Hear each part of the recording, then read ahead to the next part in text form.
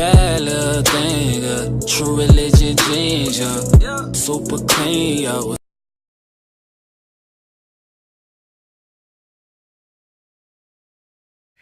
Hey everybody, I'm Chink. Welcome back to my channel, and I'm back with another tutorial, but this time I'm doing a U-part wig tutorial. So if you guys would like to see how I made this U-part wig, stay tuned.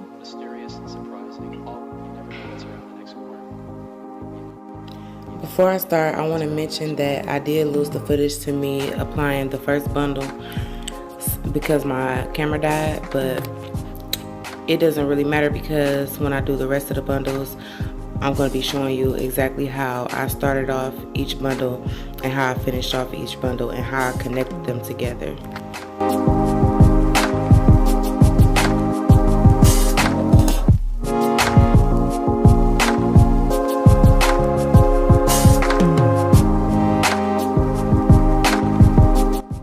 This is the hair that I'm working with. I'm working with a 22, a 20, and an 18. I also have a closure, but I'll be applying that in a separate video and showing you guys how I apply that to a wig. Also, in one of my next videos, I will be doing a review on this hair because I really do like this hair. I purchased this hair with my own money and I really like the quality. You can see as I'm showing you that the wefts are very, very thick, but not too thick, and also the beards are not very long at all or very noticeable. They're very hidden. Before you start this type of procedure, you always want to make sure that you thread all your needles so that you won't have to stop in between every few tracks or every bundle to rethread a needle, because it's going to save you a lot of time. So here I am threading my needles, and I'm using this nylon thread. It's very stretchy. I really like it because it helps your tracks lay down flat, and it subtracts bulkiness from the application of your extensions.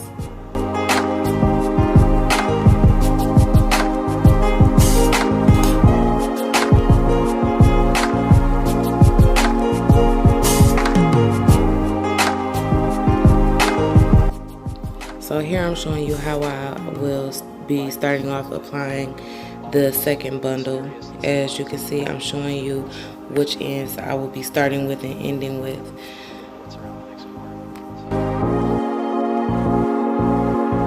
So basically in the back, first of all, I double track the first bundle, which I will also be double tracking the second bundle, but the way I applied the first bundle, I started off with the split ends, not the ends that are connected or not the looped end, and then I finished it off with the looped end. And then when I start off the new bundle, I'm going to be starting it off with the separated ends again, and I will follow up the same process. You'll probably understand more as you continue watching. What's around the next corner?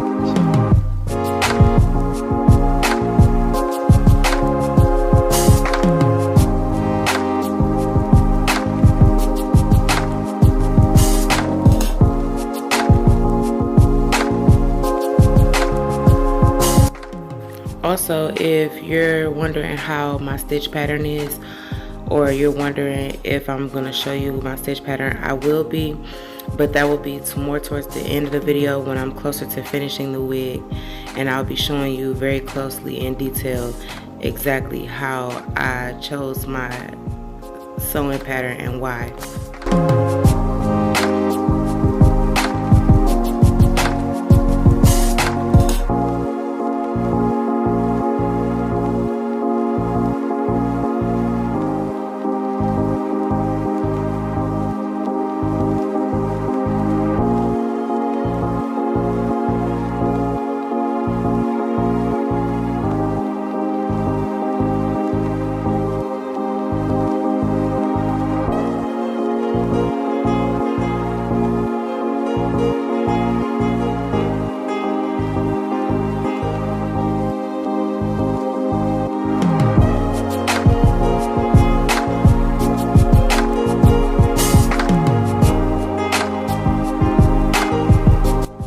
So obviously in the back, I'm sewing these tracks mostly or almost ear to ear. So when I get over here on the left side, closer to the ear, I'm gonna start curving the track in the upward direction and start stitching it down that way so that I can begin folding the track over and do the fold over method.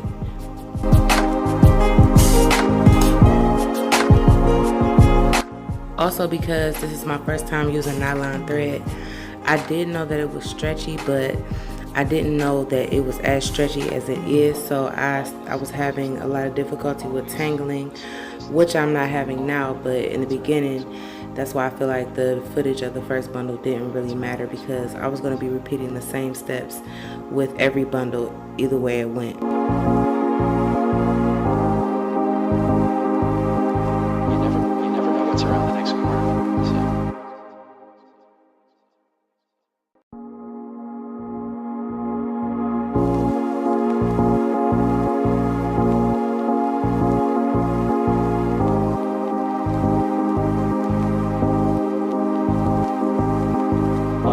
Life is just always mysterious and surprising. You never know what's around the next corner. As I'm sewing down my tracks, you might notice that my dome cap has a lot of stitching along the edges where the thick elastic band is and through the middle. And if you keep watching, you will see why. Those lines of stitching help guide me in how I want to lay my tracks and how it's going to be sitting on my head. When you fold over your tracks, you want to make sure that you have it really flat, because it's going to be folding over and that's going to elevate sides to that area when it comes to the track. So you want to make sure that you press it down, and you want to make sure that you hold your thread in that area so it won't loosen as you fold over the track and while it's maneuvering and everything that you're doing.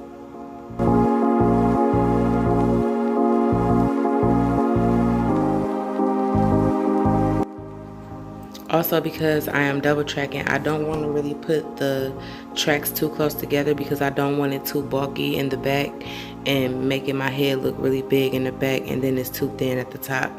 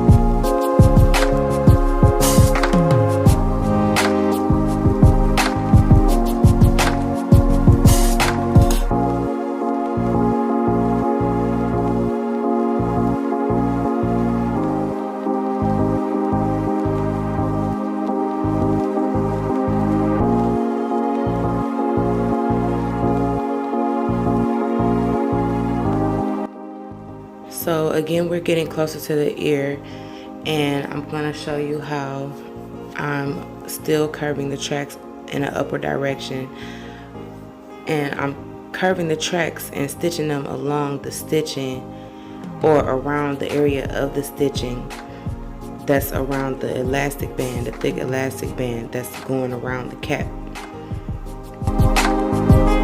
The reason I curve my tracks when I get closer to the edges, more so when it gets closer to the area of my face, is because I want to have the hair falling in a more natural way. I don't want the tracks to be going straight forward. Therefore, my hair will not pull into my face and help frame my face. It would just be flat and it's not gonna be cute.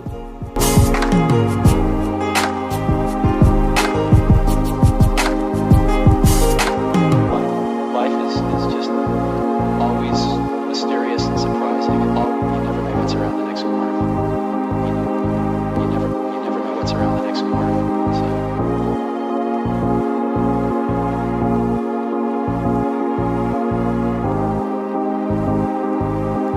You never know what's around the next corner. So.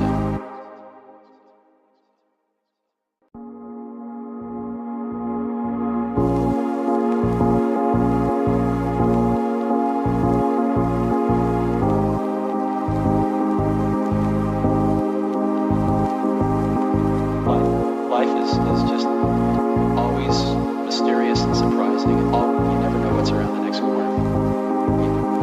You never know what's around the next corner. So.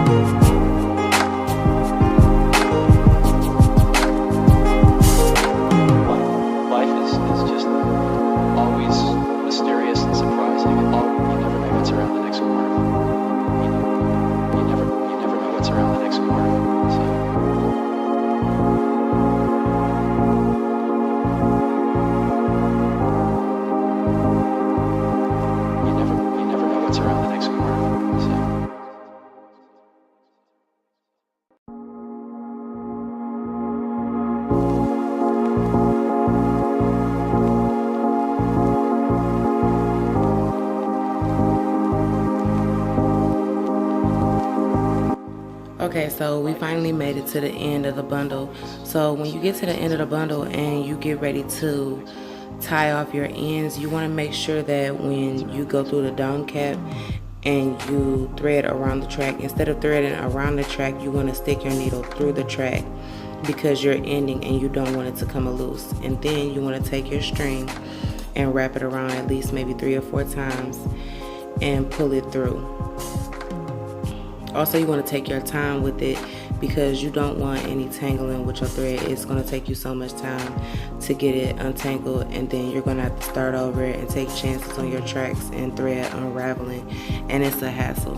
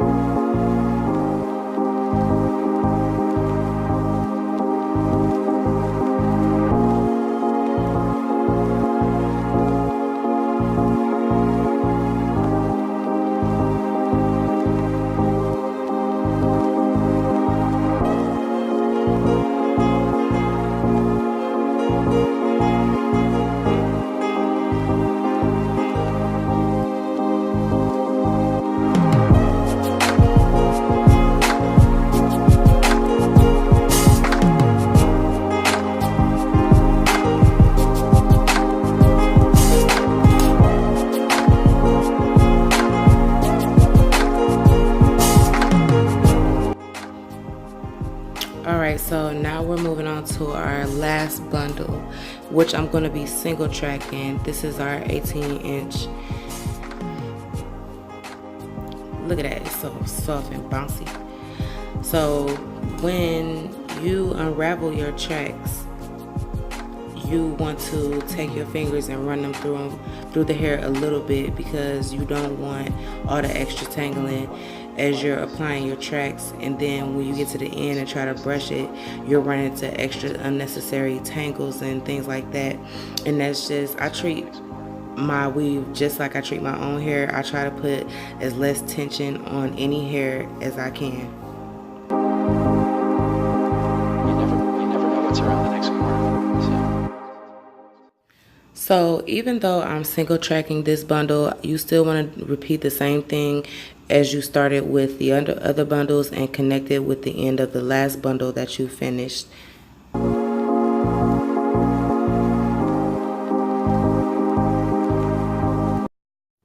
So single tracking is a lot different than double tracking. For example, like I did in the back, double tracking, I gave myself a lot of room at the top because I knew I was going to be single tracking the last bundle. So in the back, after you double track and you start single tracking, you start noticing all the space that you have to work with this full bundle to single track. And you're going to need that space anyways, especially when you get to the shorter bundles, when the track gets longer in length.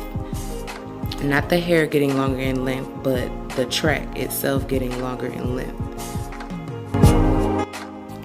Also, the shorter the inches of your bundles, the thicker the hair is applied on the track. So you're going to need that space also because of that reason. You don't want your hair to be all clumpy at the top, especially around your leave out, and then your hair is not going to lay right or look right, and you don't want that.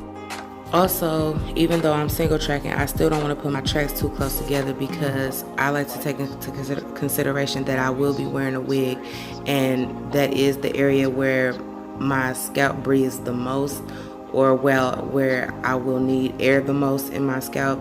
So I want to make that easy for the air to access my scalp. You don't have to worry because we're only in the beginning of the last bundle, so you have so many more tracks to go, and you won't have to worry about seeing through your wig at all. First of all, because your wig cap or your dome cap is black. Second of all, because after so many tracks, it's going to be layers and layers of hair, and you're not going to see the majority of anything under. And then on top of that, when you get done, you'll have leave out.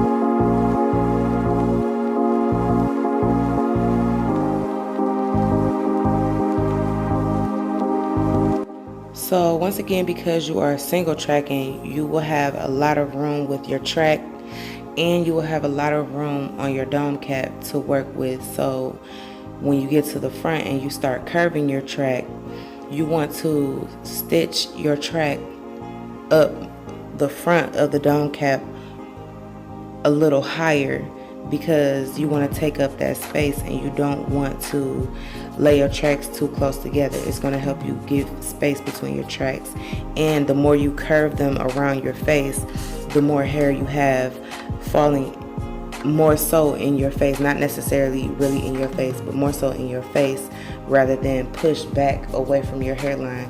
That's really ugly and you don't want that. That's not cute. So that gives you that advantage.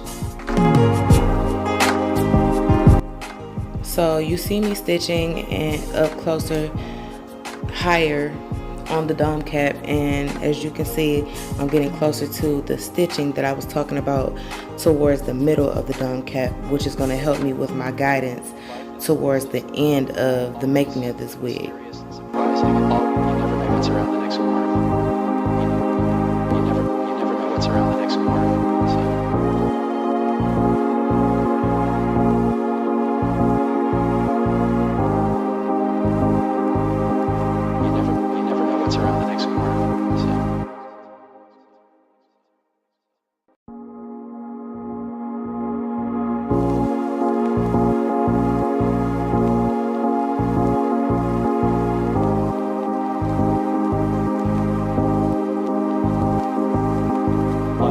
Life is just always mysterious and surprising. You never know what's around the next corner. You never know what's around the next corner.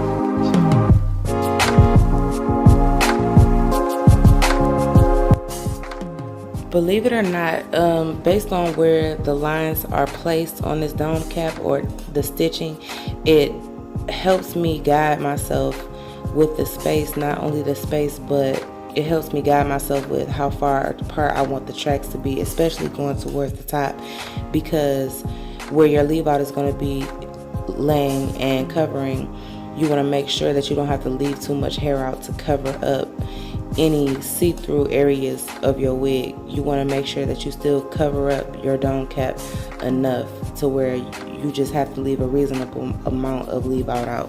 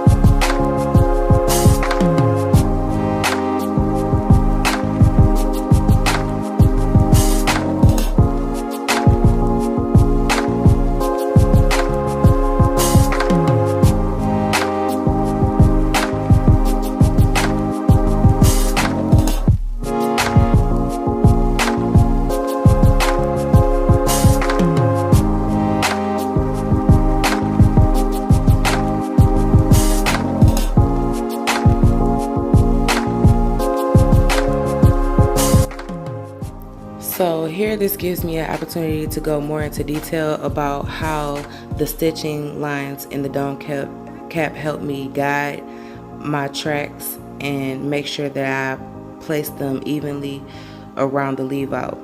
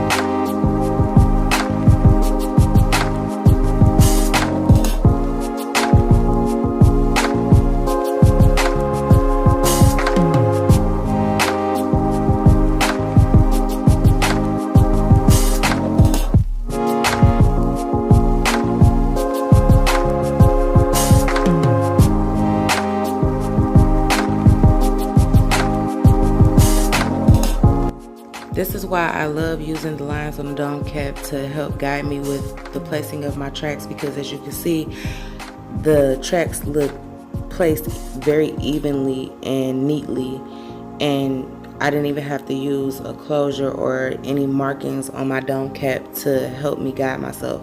I just used the lines, and that just comes from experience, because I have made a lot of wigs before. I just never thought to put them on YouTube until now.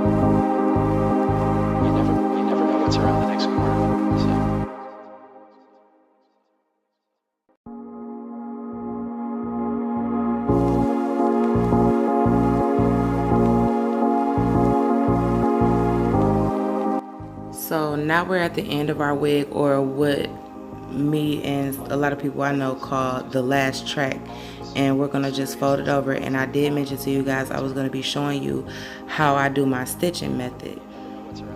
So as you can see, I'm holding it with one hand. I have my fingers holding back some of the string, and I have the other string and the needle in my hand, and I'm going under the track. And I'm also going to make sure that I hold the string down as I pull the needle through the track so that it will create a loop and a knot. But you will see more detail of how I stitch as I keep going. Just keep watching and you'll be able to get a hang of it. If you have to rewind it, go ahead, feel free. The video's not going anywhere.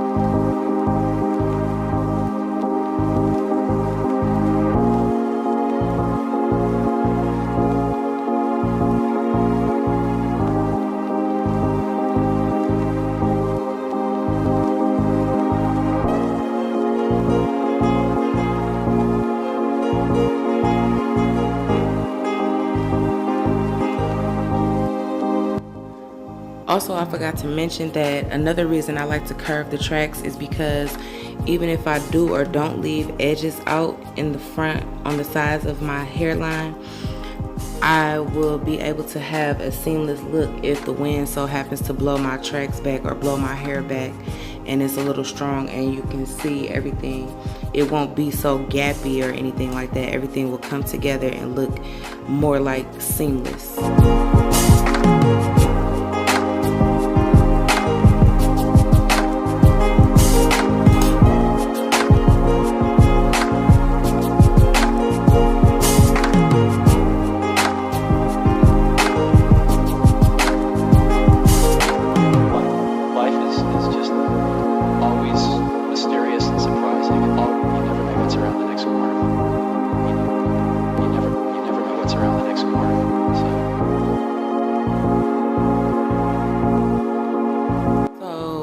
Here what you see me doing is correcting small mistakes or just things that need to be fixed because the cap and the thread is very stretchy, so you have certain areas pulling more than others. So I'm going to go around basically the border of the wig and just stitch everything in place and make sure nothing's sticking out, because we're going to be cutting the dome cap out in the middle in between, as well as the thick elastic band around, because later on in time I will want to make a wig with a closure that you can see over to the left, and I want to be able to use the elastic band to help hold my closure down.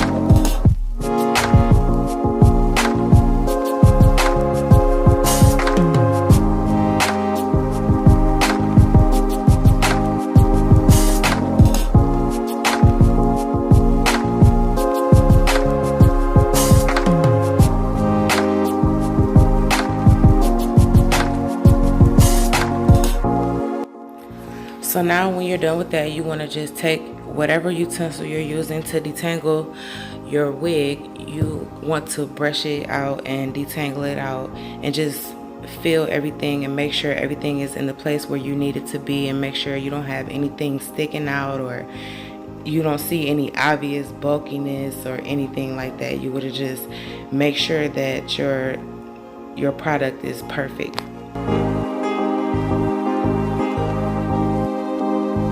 Sorry if you see me just playing with the hair a lot, because hair is not only just fun for me and occupying, it's really one of my #1 passions. So I get really serious and I forget that the camera was rolling, and I would just play and play and play in the hair, especially when I've made a wig or I've done a style and I've worked really hard to perfect it.